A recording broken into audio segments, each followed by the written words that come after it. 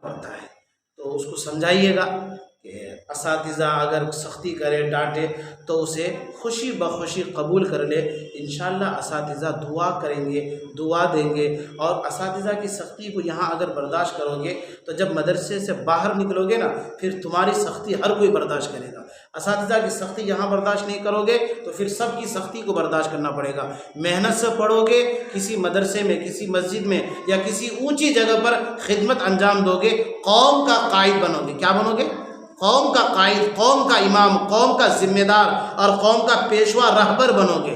اور اگر محنت سے نہیں پڑھو گے، سختی کو برداشت نہیں کرو گے تو پھر قوم کیا آپ کو اپنا امام بنائے گی؟ نہیں بنائے گی۔ قوم کیا کرے گی کہ اچھا ٹھیک ہے آپ مدرسے میں وقت لگا کر کے آئے ہیں تو ہماری مسجد میں خادم بن جائیے، اس لیے کہ آپ تو تقریر نہیں کر سکتے، آپ تو قوم کی ذمہ داری نہیں نبھا سکتے، آپ تو قوم کی قیادت کا کام نہیں کر سکتے، اس لیے کیا کریں گے کہ مسجد میں ٹوائلٹ صاف کرنے کے لیے رکھ دیا جائے گا، خادم رکھ دیا جائے گا، یا زیادہ سے زیادہ اگر آواز اچھی ہے اور اذان دے پاتے ہیں مؤذن بنا دیا جائے گا بس۔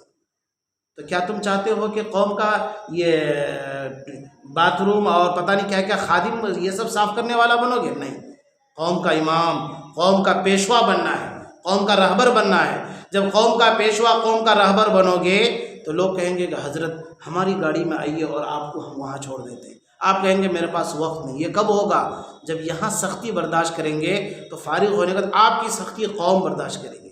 یہاں سختی برداشت نہیں کریں گے تو قوم کی سختی برداشت کریں گے۔ کوئی آئے گا داڑھی منڈا بولے گا کہ خادم صاحب، مؤذن صاحب، مسجد میں یہ گندگی ہے، یہاں یہ صفائی نہیں ہے، یہاں فلاں نہیں ہے، پنکھا کیوں چل رہا ہے، لائٹ بند کیوں ہے، تو فلاں بٹن چالو کیوں ہے، یہ سب سختی برداشت کرنا پڑے گا۔ اور اگر یہاں سختی برداشت کرو گے تو تم کہو گے کہ یہ مصلی ایسے کیوں ہے، یہاں پر یہ کیوں، تم کہو گے، سنے گا سامنے والا۔ اس لیے سختی کو برداشت کرنا، ٹھیک ہے۔